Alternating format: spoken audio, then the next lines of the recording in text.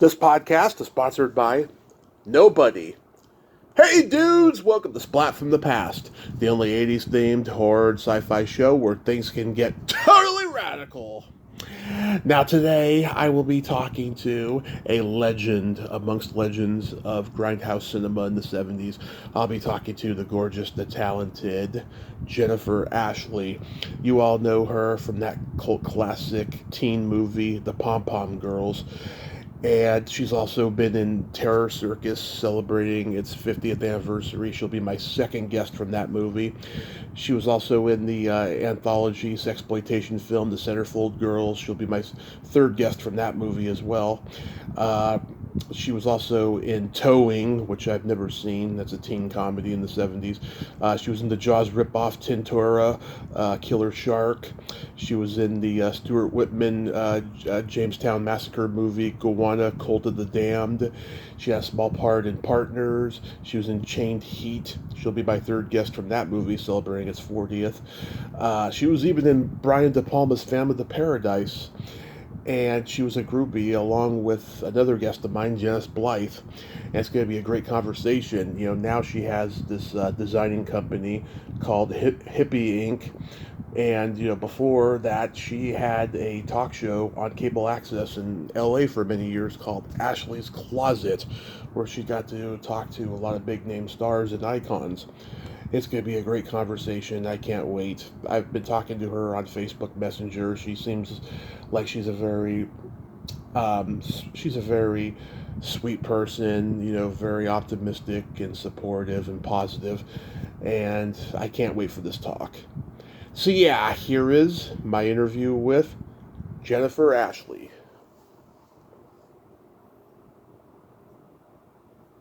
Hello. Hey Jennifer, welcome to the show. How are you today? Oh, I'm good. How are you? I am spectacular. I am spectacular. This is such a great honor. Thank you for taking the time today. Okay, of course. So, going back in time, did you gravitate toward acting early on in your childhood? First of all, thanks for having me on. Honored to be here. But yes, I've always loved being in the spotlight, of course, as we all do. And when I was probably 4 or 5 years old, I would perform in my neighborhood and charge a penny or 2 cents to get in to watch me dance and sing. Mm-hmm. So it started then. And then, of course, I did the plays in school, you know. Yeah. I was South Pacific. That was trendy at the time. I don't know how trendy it is anymore. So I did South Pacific and a few other little high school plays. And I went to overnight camp, too. And I remember performing there, singing and dancing. And I used to like the smell of the stage. You know, there was something about being on the stage. It just like was in my blood. So it started really young. And then I would fantasize about being in movies. And people would say, what do you want to do when you grow up? I said, I want to be a model and a movie star. And I had a crush on Paul Newman. Oh, yeah, you told me about the posters on your wall. Yeah, what are your favorite Paul Newman movies? Oh, God. What did I like the one where he played the pool. The Hustler. Oh, love it. Yes. Yeah. And then Cat on a Hot Tin Roof. Yeah. Right? Anything Paul Newman, I was just there. But I was really little, you know, so it was just like I love Paul Newman because he was so cute, so handsome. So he'd be on my wall, basically. Yeah, Cool Hand Luke is my favorite. Oh, yeah, that too. I forgot about Cool Hand Luke. I love Cool Hand Luke. Yeah. That was amazing. And what was the one where you played pool with Tom Cruise? The Color of Money. Yes, that was good too. He's a good actor. The 2 movies he did with Redford are great, The Sting and Butch Cassidy and the Next Kid. Yeah. Yeah. Where are you from originally? All right, so Tommy, I was born and raised in Philadelphia. Mm-hmm. My parents, my mom's English. She passed away a couple years ago at 99. Oh, I'm sorry. My dad was a lieutenant in the Army, and during World War II, they sent him over, of course, to England. Luckily, he didn't have to fight. He did more paperwork than anything, and someone took him to a synagogue dance in London, and my mother was there, and he looked at her and said to his friend, "I'm going to marry her." Mm-hmm. So that's what happened. They got married in a bombed-out synagogue, and my whole family at that time was from Philadelphia, so they moved back to Philadelphia. But his parents are Russian. Mm-hmm. My mom's parents are from England, and their parents are from Russia. So we all come from like Russian descent, Nice. basically. But anyway, they moved her back here to Philadelphia, and she became like a housewife, what they did back then in the 50s. Oh, yeah. So you were in beauty pageants got a as a little kid? house dress. Yeah, and I never wanted to be like that, believe me. Yeah. I was in. I was thinking, what does she do all day? She cleans. Even though we had a housekeeper, she would always like be dusting and picking little bits of dust off the floor and cooking, and I knew that wasn't me, even as a child, even though I loved my parents, and I felt very safe and secure at home. But I go, no, that's not me. Yeah. So you were in beauty pageants as a kid? I went to charm school. Yeah. Yeah. I learned how to cross my legs and put my hands together properly. I really didn't like it, but I went to charm school, and then I did modeling. My dad manufactured girls' coats, so I started kind of modeling then. And when I first started acting, I guess, I was like Miss Tex. Oh, I was actually in college. I went to Philadelphia College of Textiles and Science, and I was Miss Textile. And then I was Miss Truck. Yeah. I was on trucking show. It all started then. I always wanted to be in the spotlight. It was just always like, I don't know, I just wanted to be noticed, I guess, back then. You didn't feel sexualized young like, a lot of people are coming out about today? No, well, let's say back then, I had to wear a bikini. I was Miss Truck, and people asked for my autograph and stuff like that. But no, not really. It was different back then. Right. You know what I mean? It was way different. But when I first started acting, I moved. I was first discovered in the streets of San Francisco, which I actually did. I was in that show for a minute, and somebody came up to me and said, "You should be in movies." That's how it started. I used to live in San Francisco, and I went, okay. And he goes, "I want you to meet this guy named Hugh Zetland," and he was a photographer. And I met Hugh Zetland, and he had acting classes, like commercial acting classes, and got pictures. And I got a commercial right away. It was for Western Airlines. Nice. They wanted someone looking Mexican American, and I'm actually Russian and English, but I could look Mexican American. You did. They hired yeah, right? Yeah. They hired me, so I got into SAG, and that's kind of like where it all started. And I did all the they would send me, I would do a lot of different jobs. It wasn't like I was so picky, because I wanted to really get experience. Yeah. And when I first moved to LA, I had an agent. I had a couple of agents, and I had this answering service. Back then, there were no cell phones. There were answering services. So, the lady on the other end, we became friends. She goes, I know Cornell Wilde. I can introduce you to him. I said, oh my God, from all those, what was he in, like all those 40 movies? It was like from the 40s. Yeah, he's in a lot of shit. Yeah. Right? All those 40 movies. So I said, oh, great. So I got in touch with Cornell Wilde. This is my first experience in L.A. And he said, oh, come to my office and we'll do a reading for a movie. I went, okay. Yeah, so freaking naive. So I went in there and, So he had, pulled the shades down and went after me, and I ran out screaming, and that was that, But I'm sorry. It happens a lot in Hollywood, and it happened to me a lot, just where I auditioned for even a major TV commercial, and the director said, let me see, pick up your shirt, let me see what you look like under there. It was like stuff like that. It did go on. Oh yeah. A lot. I've heard all those stories, and some of the women liked it. A lot of women didn't, but that it does No, happen. yeah, it was horrible, and I kind of like went, along with it, and I didn't complain much. Mm-hmm. I knew for sure it wasn't the right thing to do. Yeah. Oh my God, the Great Sebastian is not so great. Right. Right. That's awful. I'm sorry. Yeah. You lived in San Francisco for a while, and you got to meet Coppola and audition for American Graffiti, Oh, right? yes. Yeah. I forgot about that. So I was working at Columbia Records downstairs from Coppola. It was on Folsom Street, and it was like my first job. Right, I was maybe 21, 22. I don't remember, but it was like a job, like a first real job that I liked, and that is right before I started acting. That's before I got into it, and I met him, and I guess he encouraged me to audition for American Graffiti because I liked all those doo-wop. I loved the music from the 50s and 60s, like the early 60s, the doo-wop, all that music. Oh, yeah. And I guess I talked to him about it. I don't know. It was so long ago.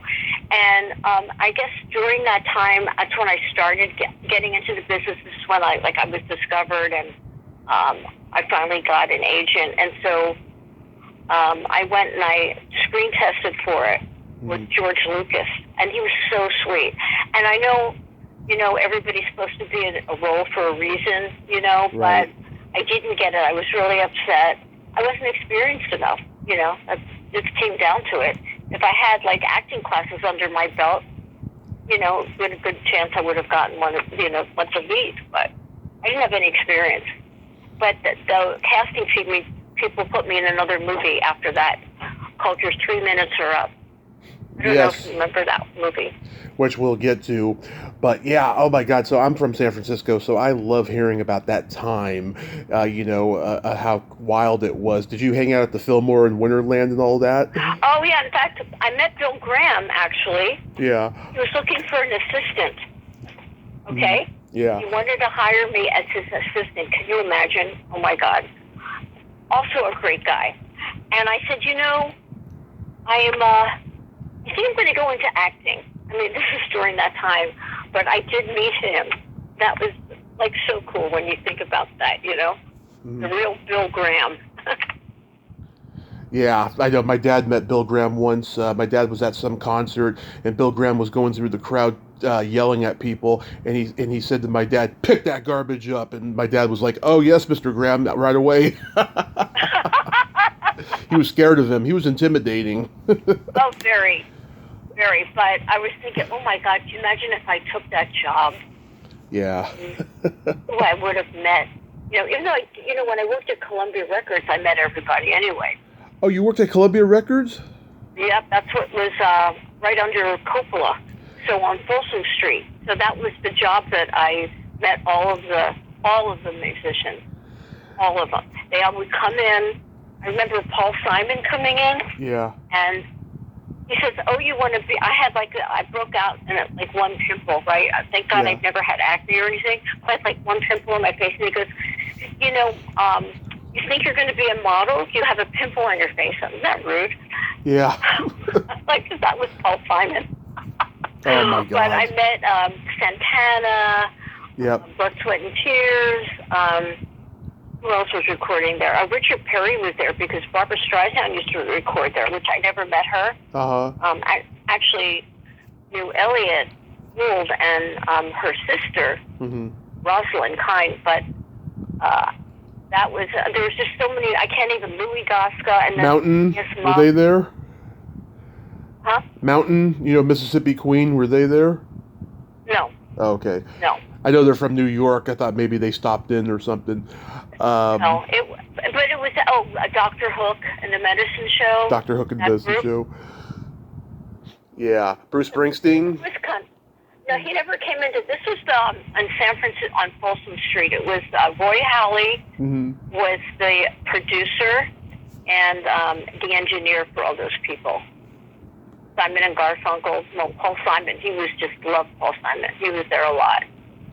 Yeah, it's amazing how, there was no internet back then. Everybody knew each other. Everybody was linked to each other. It's a different time now, of course. It's like everybody knows each other from the internet and everyone's so divided. It's really strange. It's a different world. Also, it's a beautiful day. I don't know if you remember that group. Oh, it's a beautiful day today in Modesto where I'm at. They sing that song, Whitebird. I love that song. Yeah. You told me in Messenger you have a Andy Warhol in Studio 54 story. Yeah. I started making movies. I guess it was like started doing, I started, I guess, with the Pom Pom Girls, so that came after, but that's where I met Corey Hay. Yeah. And I was kind of like one of those celebrities that was part of, like, that group. Like, yeah. People knew me in that Warhol group, and so I got into Interview magazine, which was such a trip. I was View Girl. That was like so much fun. But Corey Hay, he was a gossip columnist for National Enquirer, and we became great friends. And I would fly to New York from LA, stay in a hotel, and then just to go to Studio 54 for these parties. We would go through the back door, and then we would go upstairs. And I would sit next to someone like, Brian Ferry. It was crazy. I met a lot of people back then. There was a lot of partying going on. Yeah, of course. That's for sure. But it was, studio. Nobody even knew, how bad it was for you at the time. Oh yeah, nobody knew. Nobody knew. What was in the air. Nobody knew that AIDS was going to be coming by the 80s. I know. Crazy. Yeah. Yeah. Yeah. And I remember the guys there. They were they had no the bartenders. They were all like these gorgeous guys. None of them wore shirts. Yeah. And then it was just like all these people just partying. But I remember just having so much fun there. Yeah, I know. I had interviewed an actress. She told me she went into the alley near Studio 54 and she caught a guy giving a girl a golden shower.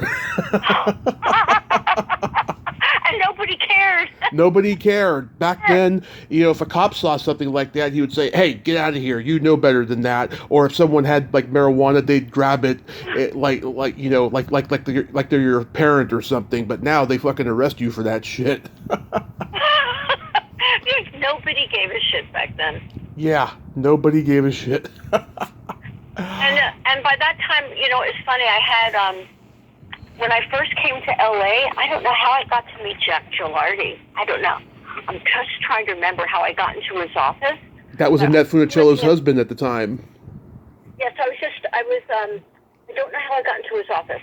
That part I don't remember. Yeah. And he started calling people for me. I just barely started acting, Mm-hmm. And it just like cut to like a few years later, he became my agent for like 5 or 6 years. Yeah.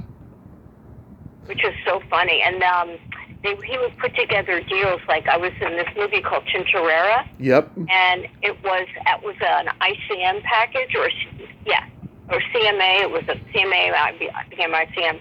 So it was like a package of. It was me and Fiona Lewis. Yep, Fiona Lewis. Yeah, and it was done in Mexico. Mm-hmm. And it was fun. That was a fun time. The first. I'm sorry. He put together these packages. He was such a good agent. He put together. Oh, you're going to be working on this, working on that, and I helped in the casting and stuff like that. The first movie you mentioned before, Your 3 Minutes Are Up, this is one of the few of yours I haven't seen. It's got Beau Bridges, Ron Liebman, Janet Margolin, who was very talented. She died way too soon. And Douglas Schwartz, who later directed the Thunder in Paradise series with Hulk Hogan. I didn't know that. Oh, yeah. What was that experience like being on your first movie set? Were you nervous? Yeah, I worked probably just a few days on it. Yeah. But I had to. They were so nice. Beau Bridges and Ron Liebman. They were so nice. Beau Bridges was especially nice. Mm-hmm. And I remember I had to play a teenage driver. Yeah. And I almost get into an accident with them, and I come out and I go, "You guys nuts or something," or whatever. It was really the beginning of me just getting my feet wet into this business. But working a few days on a major movie, that helps. You get your own trailer and the makeup, and you just start getting addicted to this kind of lifestyle. And then you do the horror film Terror Circus. You're my second guest from that movie. Yeah, that was. I had another agent at the time, Rita Chandler, who got me into that movie. I had to go audition for it. I had to play this this flower child. Yeah. I don't know if I turned into a deer or something. It was so ridiculous. Something like that, yeah. I took the job, and it became a cult movie. Andrew Prine. Sherry Alberoni, who I interviewed. That's funny. I remember Sherry. Yeah, she's a very nice lady. Unfortunately, she dropped off of Facebook. I don't know what she's doing these days. So we had luckily they gave us gas money to drive to location, but it was way out there, like in the desert somewhere. And it was good because it was like a long drive, and then you had to wear these like ridiculous like outfits, like you were put in a cage and stuff like that. Yeah. So I felt like I just got into it. I just felt how that would be like, driving all that way. I was tired, and it was like perfect. I remember they were feeding us cold Dinty Moore canned meat while we were filming, which is so awful. But that was, we got into the part that way. Yeah. Alan Rudolph's first movie, and then like. He was terrific, Alan Rudolph. Yeah. Because he took each of us into his trailer and said, "What do you want to do with this part? Who are you in this part?" And it was such a dumbass part, but it was like I had to think of something. So we worked together to make a character out of this person. Wow. I know. What a great guy, I mean, everybody knew it was a B movie, and he's very talented. He made it look good. Oh yeah, well he came from being Robert Altman's protege, and so a lot of it rubbed off on him because Altman was the same way. Altman was very generous with his actors. He let them improvise. He it was never about this is my vision. He listened to everybody's ideas. Yeah, so that's where he got it from. Yeah. There was a horror movie Tobe Hooper made a few years after this, right after Chainsaw Massacre, called Eaten Alive, about this guy who allegedly, this guy who, it was based on a true story, guy allegedly had a pet alligator in his swimming pool, and he would like lure women to them. That's what this kind of reminds me of. Yeah. Oh, I'm sure. Why wasn't I cast in that one? I don't know. Oh, that movie had a good cast. Had Stuart Whitman and Caroline Jones and Robert Englund in his first horror movie. Yeah. I didn't know Stuart was in that. Oh, yeah. Oh, and Janice Blythe was in it as well. Yeah. Oh, my God. That's funny. That is so funny. I worked with Stuart Whitman. Yeah. You guest starred on the FBI. How was that?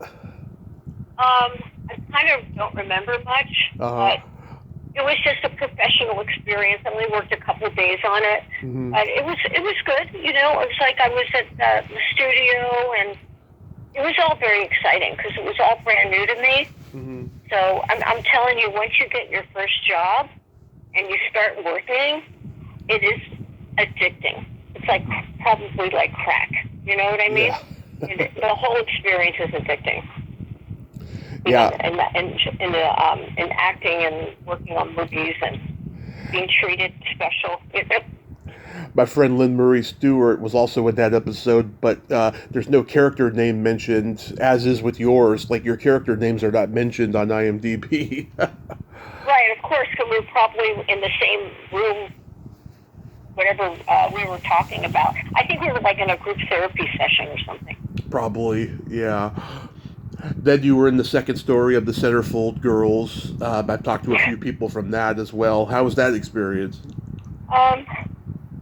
Trying to remember. I did it because my agent said, you may as well get a starring role on work. So I did it, and Andrew Prime was in it as well. Yep.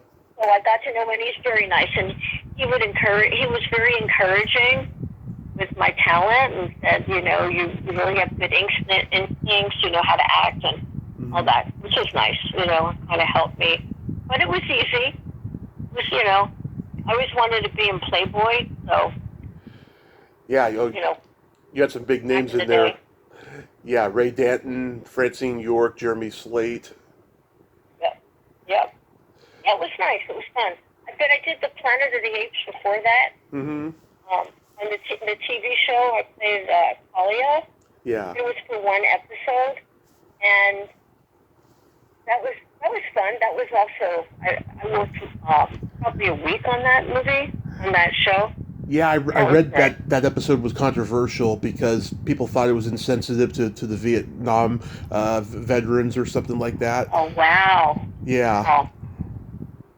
Didn't even realize that. But I remember auditioning in front of all these studio people. Yeah. In the TV executive world, and I got the part. I was like, that's terrifying. Yeah. Going to an audition and you see 6 people, 8 people writing stuff down, and oh my God, auditioning was terrifying. I've never seen an episode of the Planet of the Apes TV series, so I'm curious. Did you have to wear makeup or anything? No, I played a girl named Talia. Uh-huh. What's his name? The actor Ben. I think he passed away. He played my boyfriend. Uh-huh.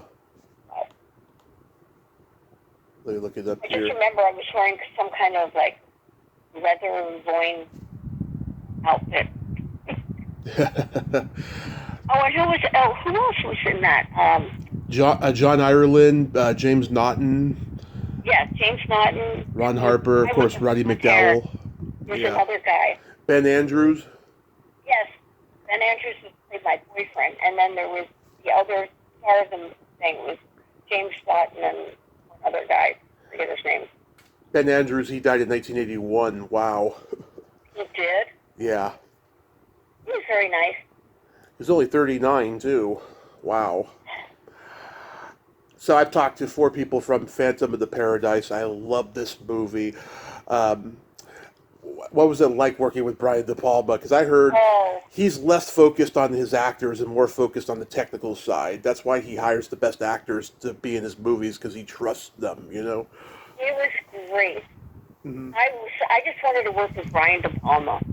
I went in, I dressed up as a groupie, and I got the part. Yeah. Havens was the casting director of that. Uh-huh. Called me in, and I got the part, and I was living on this big waterbed or whatever. I was a groupie, right? Mm-hmm. But it was fun. Got to meet Paul Williams, and yeah, it was great. And Brian was great. Didn't have to do much directing. Yeah. Do you remember anything about William Finley? William Finley. What is he playing that? He's the Phantom. Oh. No, I never met him. Yeah, I'm going to be talking to his widow soon. We're going to do a little tribute on here at some point. Okay. I just remember Paul Williams. Oh, yeah. What was he like? Oh, a doll. Mm-hmm. Nice as can be. Sweet, nice, and very encouraging. We're all young actors, and these people who are been around for a while, very encouraging and nice, except for one person on Planet of the Apes. I shouldn't mention his name. He was nasty. Yeah. I don't think it's Roddy McDowell, though, because I heard across the board everyone loved him. Nope, it was him. Wow. That is rare. That is very rare. I don't know. He didn't like me. I don't know what happened. There was a Phantom of the Paradise Festival in Canada 2 years in a row, like back in 06, 07, and I interviewed the woman who put the festival on. Her name's Gloria Dignazio, and she flew most of the cast members of the movie out. She had them fly out there both years to do it, and for whatever reason, she didn't want it to continue happening, But she did a Phantom of the Paradise Festival 2 years in a row. Isn't that cool? Yeah, that is. I think she do a Pom Pom Girls festival. Yeah. Yeah. So I love the Pom Pom Girls. It's my favorite of all the ones you were in. Was that a standard audition for you? I got it. You know what? I got hired right away. I was with another agent at the time. This is before Jack Gilardi. Mm-hmm. And I went on the audition. I got it. It was just like easy. I think I had to read with Bobby Carradine. Yeah. And Joe Rubin was there. Yeah, it was easy. That became a big cult movie. Mm-hmm. And as I explained to you, it outgrows Star Wars in France. Yeah. So when I went to France, I couldn't walk down the street. It was like crazy. I'm telling you, it made so much money, and it was a very popular film called La Chemin Basket. That's what it was called in France. Yeah, I met Robert Carradine about 6 years ago at a horror convention. What a sweet, sweet guy he is. I know. We used to live near each other. Mm-hmm. I used to live in the Hollywood Hills, and his brother, I lived on this street in the Hollywood Hills that wasn't really on the map. Mm-hmm. And right there was like 3 houses on that little driveway. Mm-hmm. I was like way on the top of the hill. And his brother David lived there in Mm-hmm. one of the houses, and they used to ride horses around. Mm-hmm. Crazy. I talked to David's daughter Callista. She told me Uncle Bobby is her favorite uncle. Oh. Yeah. I remember meeting Ever when she was baby. When she was brought to I think it's Ever. Yeah, Ever Carradine. Yeah. When she was little. Yeah, she grew up to be gorgeous. She grew up to be gorgeous. Yeah. I didn't see her. Is she an actress now? Oh yeah, she's been in a lot of movies. Oh, that's good. I can't even think of half the names of what she's been in. She's been in a lot though. Now you had been a cheerleader for real in high school, right? Yes, I was. Yeah, I loved it. Yeah. Were you anything like your character? Totally. I was a virgin. Uh-huh. I was a cheerleader. I lived like in the suburbs in a nice area of Philadelphia, and my parents were overprotective, and yeah, it was like perfect casting. I didn't have to do much in terms of getting into the character because it was me. Yeah, in the trailer, they say you play Lori, the girl who can't say no. Oh my God! And then there was like the friends who were like, we used to say back then, loose, right? Like, yeah. Well, I guess it was Susan Player. Susan That's Player. Right. Yes, she stole my boyfriend in a movie, and they had sex in the van. Yeah, the van move. Yeah. There wasn't much of that in there. It was just like the old-fashioned exploitation films. Yeah. You didn't see much of that. Not like today. You see it on TV. Yeah, she tells him that because she's like the sock hop waitress or whatever, and she tells him that he can have anything, and then cut to the van rocking side to side. Yeah. Oh my God, that was so much fun. That movie just that carried me for years. Yeah. I got parts from that. It was great. It just carried me for years. We stayed in touch with the people for a while. Mm-hmm. What happens when you work on a set for weeks at a time with the same people, you become family. So after the shooting was over, everybody still hung out, which was nice. Yeah, Carradine worked with Joseph Rubin again on Joyride, which I love that movie too. Yep. And Joseph Rubin's directed some of my favorite movies. Aside from Joyride, Gorp, Dreamscape, The Stepfather. He's a talented man. Like when you worked with him, did you think that he was going to go on to greater things? I didn't didn't think about it. I already thought he was doing greater things. Yeah. But I mean, like the mainstream, because he did Sleeping with the Enemy, you know. I know. I didn't even think about it. He was the sweetest guy ever. Yeah. I remember I went to Nate and Al's for lunch one day with the girl who played my sister, Laura. It was Laura Lyons back then. It's Laura Aldridge now. Yeah. And she played my sister in Tintorera. So we went to, went to the deli, and Michael Tolkien came up to me. I didn't know who he was. And he said, I write for the LA Times. I'd like to do an interview with you. I go, okay. So we did this amazing interview, and it was in the front page of the calendar section. That was awesome. Like, you never know when you're going to meet somebody to help you along in your career, Yeah. You shot this movie in some beautiful locations out there in LA that just, they glow when you see it on screen, like what was it, around Malibu and stuff? Yep.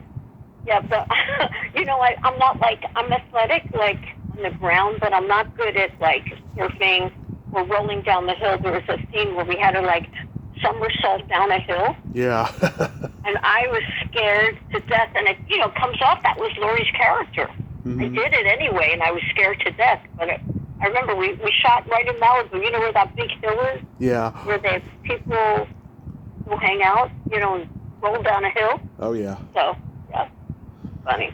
And then we at Chatsworth, Chaminade High School. We shot Pom Pom Girls. That's so awesome. And of course, you stole a fire truck. Yep,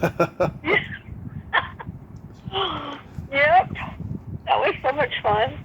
How was making the food fight scene? Oh my God! I was laughing half the time. There's that picture that you put on Facebook. I'm in the classroom. Yeah. And we were just hysterical. It was, I don't know if he peed out. I think Bobby Carradine, didn't he pee out the window? Yes. Yeah. And oh my God, we were laughing so hard. It was great because Joe would let us, almost improvise. He just kept the camera going. Yeah. Which was great. Yeah, a lot of people don't do that. This was one of the first Crown International teen exploitation movies, because after this they did Malibu High, Van Nuys, The Beach Girls, My Tutor. I mean, they had a long running streak of raunchy teen comedies, and I loved them. I think there needs to be a documentary or a book about Crown International. Oh, I know. I wonder, Marilyn. I know her husband passed away. I think I don't know if she passed away or not. But we were friends for a long time. Marilyn was great, and her husband. Yeah. About Bill. But then I got to tell you, when I did Chained Heat, I was going through a divorce. Yeah. I got married really young, by the way. Like really young. And I was, it was 1983, I think it was. I got divorced in 82 or whatever. And I had to go in for this audition Grinder, and to play, I was going to be in prison. Yeah. So they said to me, you have to, you're in prison and you want to get out and you can't. What do you do? Right? Yeah. So I had so much anger inside of me from the divorce that I got the part in the office, which was amazing. Yeah. To wait in here. That was fun to work on with Linda Blair. We became friends. I had a bad experience meeting her at a convention once. Oh, really? Yeah. Frickin', we're in this huge ass line, and the security is coming over to us and asking us what's our motivation for meeting her, because she's doing a vegan profit thing for the autographs and all that crap, and it's just like it wasn't very welcoming. And then when we got to her, all we wanted was a picture with her, and she got up and she just had this attitude of like it was an inconvenience to her. It was strange. That's bizarre, because she was very nice. She was, I think, dating Rick James at the time. She dated Rick James. She dated, God, a lot of people. I know the unknown comic Murray Langston was good friends with her. Yeah. She did date famous people. I think she even dated Brick Springfield for a while. Oh yeah, I think she did. You're right. Yeah. Whatever happened to Bill Adler? Because he was like in all the sexploitation movies in the 70s and early 80s. I got a text from him Oh yeah. about a year ago, and he got my number from somebody, and how are you? He's does something. He's very successful. He has his own brand of something. I don't know what it is, but he became very, very wealthy and very successful. So I think he stopped acting. Oh yeah, I know that because the credits stopped after 1981. So I'm sure, he went into another field. Yeah, but he, whatever it is, I think he started some kind of business and became very successful. So. There were a lot of teen cheerleader sex comedies in the 70s. There was the cheerleaders and then the swinging cheerleaders. Like when they started to bring teen cheerleader movies back in the late 90s, were you happy about that? By then I didn't care. Yeah. I mean, for the late 90s, no, I was doing my talk show then. So it was like, oh, whatever, but it didn't compare to Pom Pom Girls, that's for sure. Well, none of it did. Well, they weren't, they weren't sexploitation. They were just, more sophisticated kind of comedies, but they did have raunchy jokes in them, but just not like they were in the 70s. There was Bring It On and Sugar and Spice and movies like that had cheerleaders. I have a bit of trivia that Bruce Springsteen told everyone at one of his concerts to go see the Pom Pom Girls. Really? Yes. And nobody really knew who he was at that time. I don't know. People were going to his concerts, so. He was. I guess he was doing okay in Australia, but in the States, it wasn't until '81 when he did Working Class Dog. He took off huge because he had done General Hospital. Yeah. So back to the. Okay. Go ahead. So back to the Killer Shark movie. How you pronounce it? Tinterera. Tinterera. It's the tiger shark. Yeah, I was reading an anecdote on IMDb that people were pissed off about the movie because there were fish that actually died.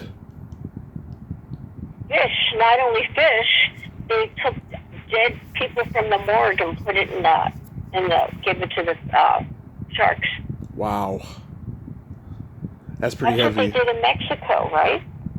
It was a Mexican movie. It was a Mexican-based movie. Mm-hmm. So they wouldn't have done it here in the United States, that's for sure. Oh, no.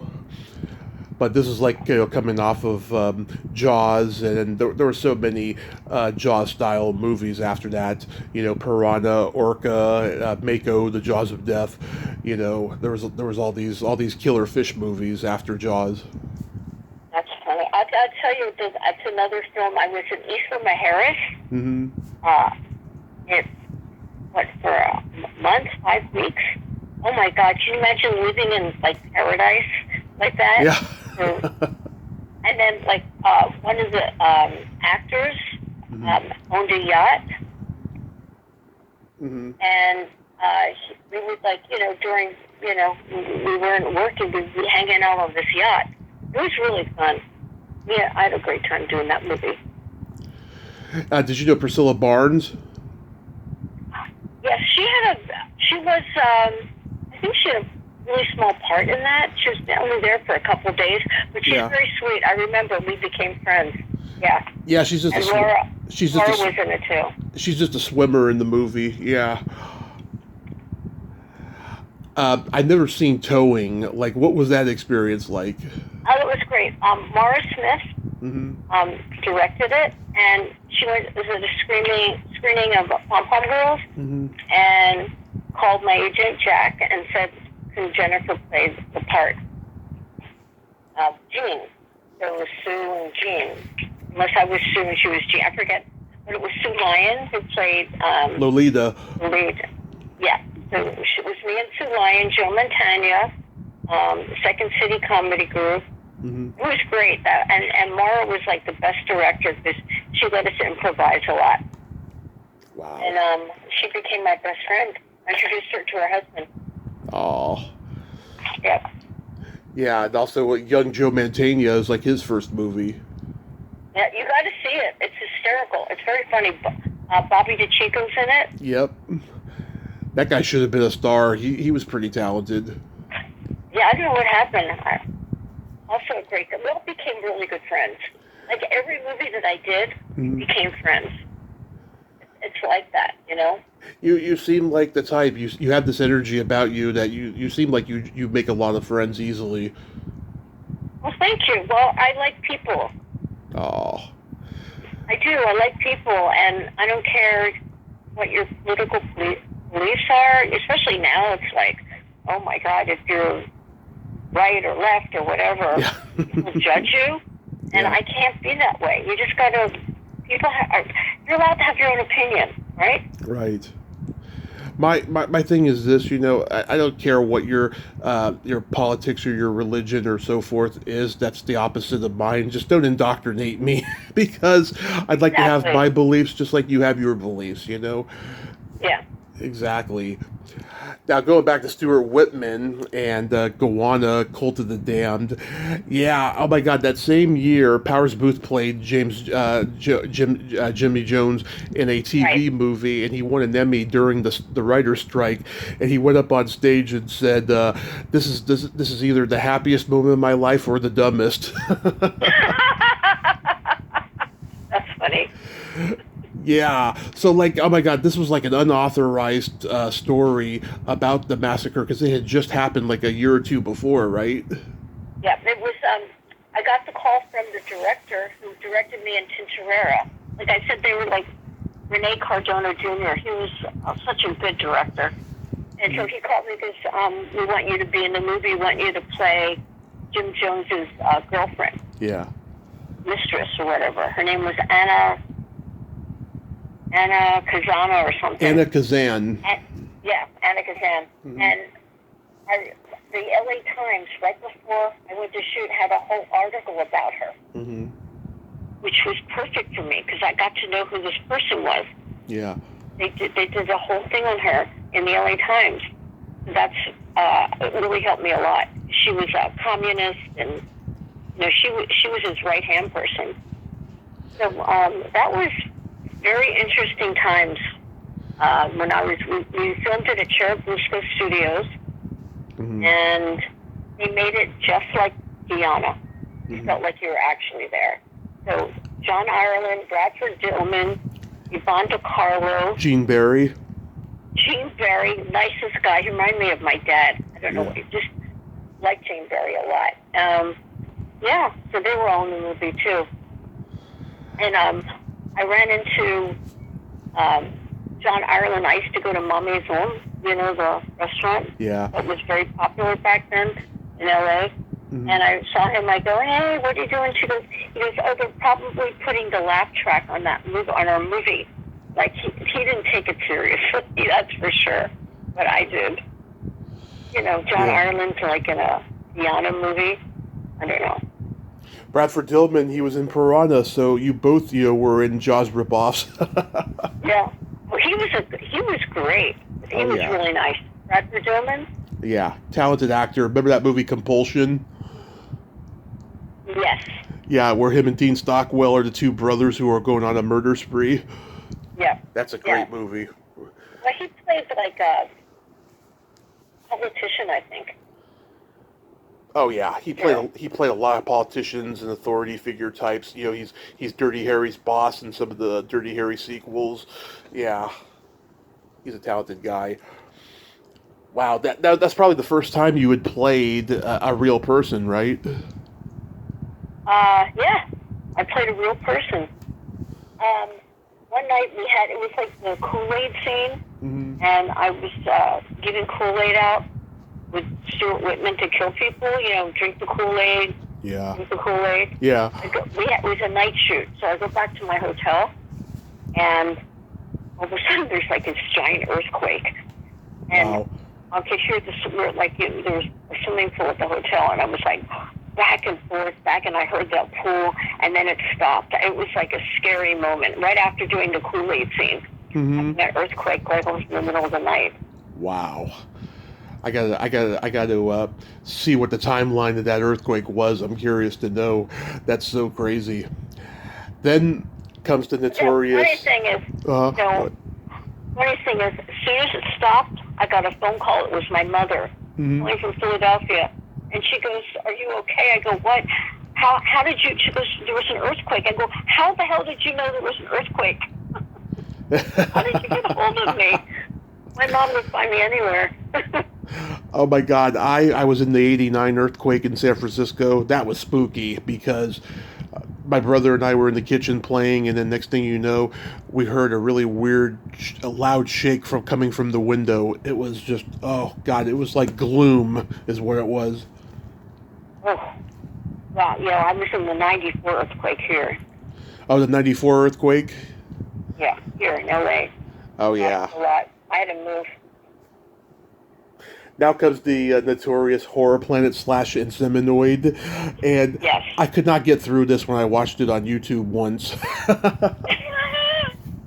I've watched it so many times. And I love bad movies, don't get me wrong, but this one was just like, come on, get to the point now. I know. Yeah.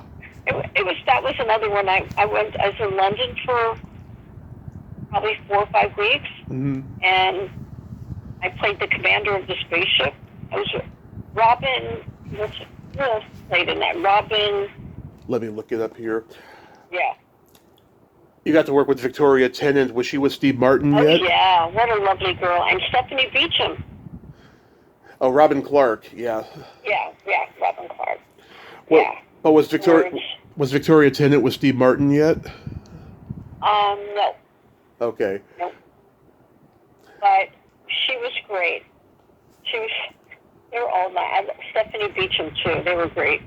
Judy Geeson. Judy. Yeah, Judy. Is it Geeson or Jason? Yeah. Yeah, Geeson. Yeah, she was had gorgeous. A woman, this Chislehurst Caves out in the country. Hmm. So they picked me up at the Lakes Hotel, which was like the hotel in London at the time. Picked me up. I'm in my commander's outfit, and we go Yeah. 10 hours in a freaking cave. Oh my God. Oh my God. But you felt like you were in outer space or in a spaceship. Did you see the movie as an alien ripoff? Because Norman Warren denied it. Oh no! Oh yeah, they called it an alien ripoff. Yeah. Yeah. They had good eerie music. Yeah, there was a Canadian sci-fi horror movie that came out about 5 years after this called Star Crystal. Now that was an alien ripoff by a huge shot. It just reminded me so much of Alien, but this movie, nah, it's its own animal. Yeah, it was. It was. I remember. One of the monsters killed me, or she killed me, Judy Eason, Hmm. and I had they were carrying me. I had to pretend to be dead on this like stretcher Hmm. with this blood coming out of my mouth, Right. and I couldn't stop laughing. They had to do it over a couple times because it was the most ridiculous thing. And then I get hung up in this thing. They hung me, and I started laughing. I go, "Is this where all the acting classes and everything I've done? It's come to this." It was funny. Yeah.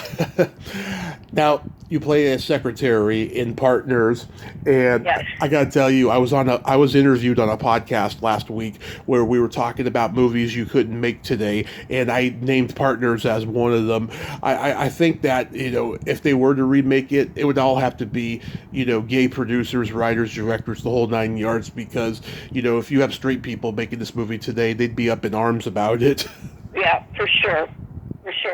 That was great. Who was the director on that? James Burrows, the Yes. guy behind Taxi and Cheers. Yes, he was great. Yeah. I enjoyed it because I was once a secretary, so I knew how it felt sitting in a chair all day, and then there was a cute guy that would come into the office, right? Mm-hmm. So it was great, and he was awesome. Ryan O'Neal. Oh yeah. Yeah, he was great. Yeah, John Hurt's performance is great. Just the way he gets. Oh yeah, anything he did was amazing. John Hurt. Oh my God. But he Another didn't. nice guy. He didn't do enough comedy, and he was so good at it. And just playing an American gay guy, just the mannerisms, the voice, the clothes he had. I mean, he was just top notch in that role. He was terrific. Yep. And I enjoyed that. Aaron Russo was the producer. Oh Me yes. too. I liked him. Going back to Chained Heat, I've talked to Carolina White a bunch of times. She's a good friend of mine, and I just talked to Greta Blackburn several months ago. Do you remember working with either of those two? Francine York Uh huh. and Linda Blair. And Linda Yeah. Blair. Just those Yeah. ones. Did you work with John Yeah, Vernon? the ones I remember the most. And then there was a scene where I beat a transsexual. I took the wig off and beat the man on the head. Yeah. We cast this person. He was Julie Andrews, or we say she. I don't know. It was Julie Andrews in Lacajo Falls. That was a drag show restaurant. Uh huh. And I met him there, and got the person to get the part to play in the movie. And they knew exactly what they would have to do. Go in there and me have to beat them up. They didn't care. That's another thing that probably wouldn't go these days, huh? Yeah, of course. You didn't work with John Vernon? Yeah, I did, but it was mostly the women in the cells. Sybil Danning. Yeah, we worked with her. She was in that. Oh God, I'm a huge Sybil Danning fan. Yeah, like was it? It must have been scary though to be in a real prison. It was a defunct prison downtown LA. It was weird. Yeah, and it stunk, and it was like yeah, it was very cold, eerie. Yeah, but once you're working, it's like you don't even think about it. It's funny, I visited Alcatraz when I was in high school, and by then it was a tourist attraction. It wasn't a real prison anymore. It was just a tourist attraction. And that vibe was it was still there, but it just felt like a museum to me. You know what I mean? Yeah.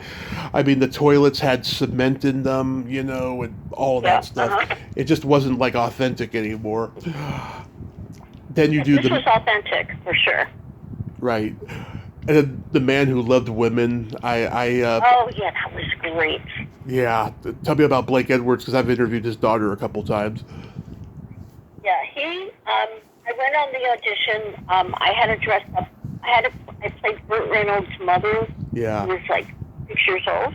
Yeah. And at that time, I had a sister-in-law who was in the clothing business. I remember getting from her store. This is before I even got the audition for it. This, like old 40s clothes. And I dressed up. I went in, and they told me that I got the part right away. And when I met with Blake Edwards, I said, "Is there anything you want me to do?" And he goes, "I hired you because you know what to do." Mm-hmm. So, and it was good because I wanted to make her a little more complex than a prostitute. Yeah. Like, prostitute. Like you don't see it. You just see me walking down the street because I wanted to put my kid through college or something. You know what I mean? Mm-hmm. Yeah, Jennifer Edwards told me that her father was friends with Richard Pryor, and they made a couple attempts to work together, but it never panned out. I wonder if Bert's mother in the movie is kind of based on Pryor's mother, who was a prostitute. That would be interesting if that was the source of inspiration. Oh yeah, could be. So I never met him. I met Julie Andrews. They had her masseuse was on the set and would give us neck massages.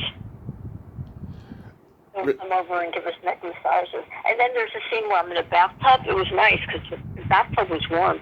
I didn't have, I had clothes on in there, but it was, I go, God, this is a nice way to make a living. Yeah. So how did you come to host your own talk show with Ashley's Closet? Gosh.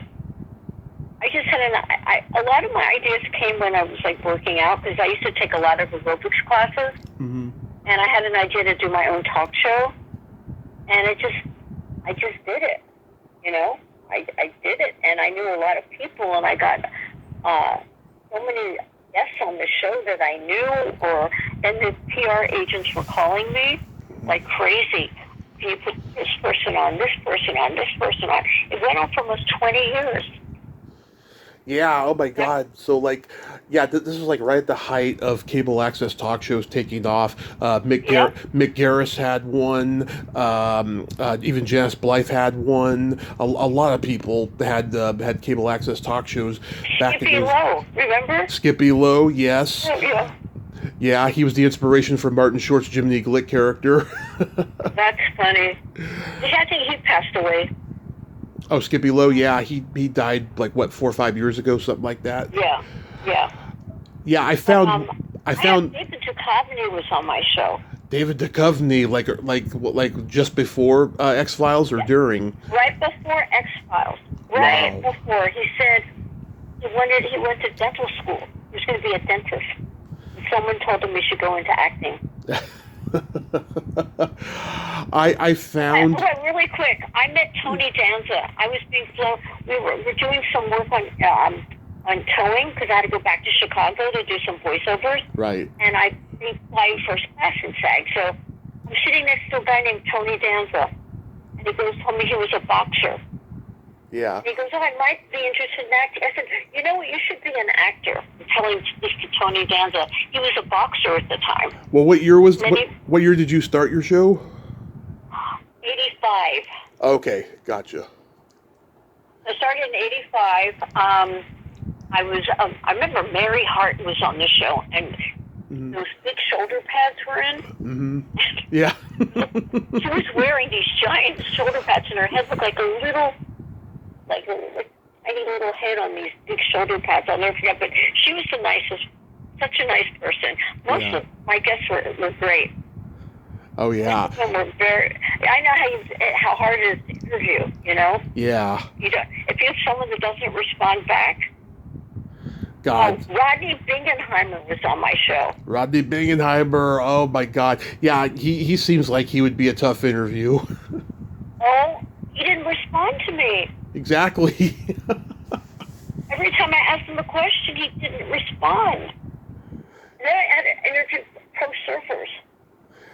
Yeah, I was able to find one episode on YouTube, and it was the time you interviewed a guy who wrote a book about Sammy Davis Jr. That was the only one you found? Literally, unless someone has put it on there under a different name or whatever, I don't know. But that was the only one I could literally find. Oh my God! St. John Smith, volleyball player, he was on my show. Who? I don't know if you remember. St. John Smith. Oh. Very famous volleyball player. Okay. Yeah, but then I started doing that, the volleyball players and the surfers, and that was tough. Interview surfers. Who are your favorite interviews, like overall, that like stand out as like, wow, I did that? Timothy Leary. Oh wow.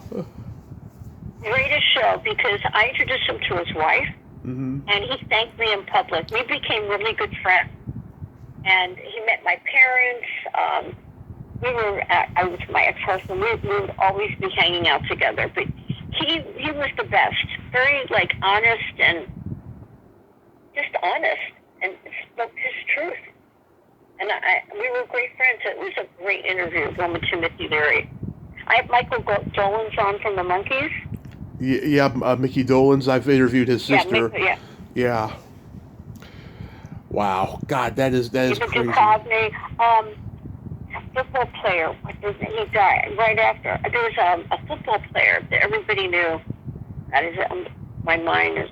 There's a lot of football players. I couldn't even name names. Yeah. Well, he was Lyle Alzado. That's right. Oh, Lyle Alzado, yeah. Yeah. He died shortly after that. Wow. What happened? But he was involved in helping some charity or something like that. He was terrific. Do you have episodes on tape? Oh yeah, they're all on either 3/4 inch or 1/2 inch. You should upload them to YouTube. Start a channel. Oh, I should, huh? Yeah. Can you do that on 1/2 inch tapes? I don't know, but you'd have to find out. But like, if you could, I mean, that would be fantastic. Yeah, I have 20 years of it. Wow. Yeah. Oh, and Orson Bean was on. Orson Bean. Right? Wow. And we switched. Then he interviewed me for a half hour. Nice. And I have to find that one. You know how he died, right? He got hit by a car Oh yeah. like 2 years ago. You got hit by a car 2 years ago? No, he did. Oh, okay. That's how he died? Oh, That's how he died. I didn't know that. Yeah. In Venice, because he lived in the Venice canals. Wow. Yeah, I mean, I miss public access. You know, in 2008, the government defunded the business, and now every town only has like one public access station. But it's also it's mostly education and Bible Belt crap. They don't, have entertainment anymore. It's sad. None, or different news programs. Yeah. Yeah, news. I have Spectrum. So. Yeah. How long have you had Hippie Inc.? All right, so I'm not doing it anymore. I had it for 10 years, Okay. and that also came as an idea. I wanted to put hippie slogans on T-shirts, Mm-hmm. and it turned to a full-fledged business. And my first year, I got into Nordstrom's and Dillard's. Yeah, it started on my dining room table, and I wanted to do hippie slogans. Then I went into manufacturing, the comfort suits, and I did leather. Everything was blingy with peace signs, and it was great. It was great. When I first started, Mm-hmm. somebody came on my show. I was asked for, the PR agents would always call me, and they go, "You're doing that AVN convention, right? Mm-hmm. Is that AVN? Avian Porno convention. convention? I don't know. Porno. Okay, there's like a porno convention. Oh, a porn Okay. convention. Yeah, yeah. Where people can go meet their favorite porn stars. Oh, yeah. So they were selling. So I had these people on my show, right? Mm-hmm. And they were selling booths. I go, why don't we make a trade? Because I started my business then. I said, give me a booth there. So they put me in like the normal section, Mm-hmm. and I had all these signs like "I like bad boys" or "You don't own me." It was like all these little slogans. And we did really well there. It was really nice. It was funny though. Yeah. Weird stuff that went on there that people would dress up. Did you like go back to school and learn design and all of that? No, I went to college for it, but it's all in my head. My father was a coat manufacturer, so it's kind of in my blood. And I used to sew when I was a kid. So it was just all ideas that, and then I hired graphic artists to do the rest of it. Wow. So you know how to do the graphic art. Mm-hmm. So what do you got going on these days? Just kind of, I'm thinking of writing a book. I have 2 children. You should. And yeah, I want to write a book. I've just kind of been taking a little break right now. Kind of enjoying my life, actually. Mm-hmm. Not have to worry about stuff. Yeah, it's always nice not to worry. Just exercising. I'm thinking, of I'm writing this book, and I just have to be in the mindset to do it, Mm-hmm. And I've been painting as well. Oh, nice. Have you been painting your whole life? I paint like alien kind of figures. Oh. I'm trying to get them to Elon Musk, actually. I've been painting for a long time, but I started painting again. I used to have art shows and stuff like that. Yeah. Have you painted an inseminoid? They're all like weird inseminoid creatures. Exactly. A lot of them are spiritual. It's like, like for energy. I like to paint like things like that. Like you see the inside of a person with their energy. Right. That's basically the kind of stuff that I paint. And so I do like to paint. I do a lot of my time painting, which is a lot of actors do that. Right. Finding out, right? Right. Jim Carrey, right? Jim Carrey, yep. Sylvester Stallone. Sylvester Stallone. So real quick, Sharon Stone. Sharon Stone, I think Sharon, she paints as well. Sharon Stone probably. There's a lot of people that Yeah. paint. Some people have their own galleries too, and all of that. I've talked to actors who left acting and went into painting and having their own galleries. Yeah, I really enjoy painting because no one's judging me. I'm just able to paint what I want. In fact, I've been painting for a long time. Yeah. So Nice. I'm kind of back into it again. Real quick, we got to play my secret silly game. This is a series of silly slumber party questions. No win or lose. It's just pure fun. And how the game works is I ask you the question, you answer it, and then you ask me that exact same question, and I answer it. Oh, and okay. Feel free to comment on answers because they might be funny. Okay. Okay, Jennifer, are you ticklish? Yes, are you ticklish? Yes. If you tickle me without warning, though, I might hit you in the groin. Well, I would never tickle you then. Okay. at least without warning. Right. Is your belly button an innie or an outie? An innie. And is your belly button an innie or an outie? It is an innie as well. Okay. What color are your toenails painted? Neon green. Love it. What color are your toenails? They are lavender purple, kind of light. Oh, that's nice. Yes. What would you say is your best personality trait?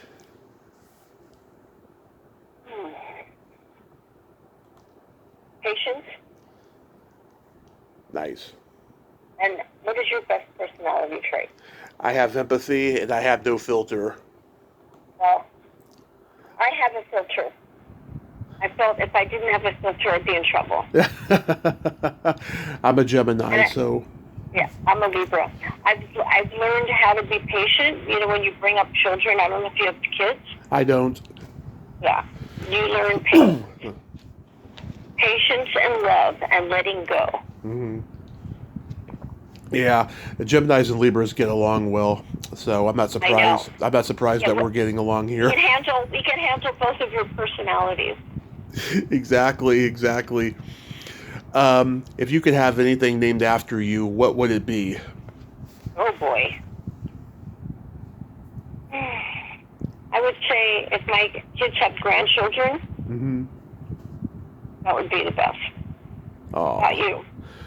I'd like a vibrator named after me. Oh my God.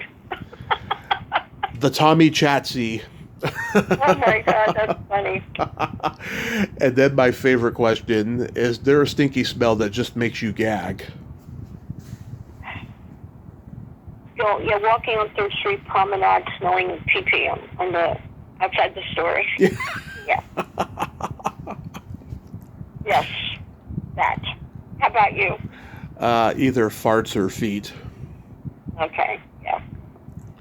But, yeah, it's the smell of pee on the cement. Yeah. You're trying to smell the ocean. Yeah. Someone told me that should be the name of my memoir, Farts and Feet. Oh, that sounds great.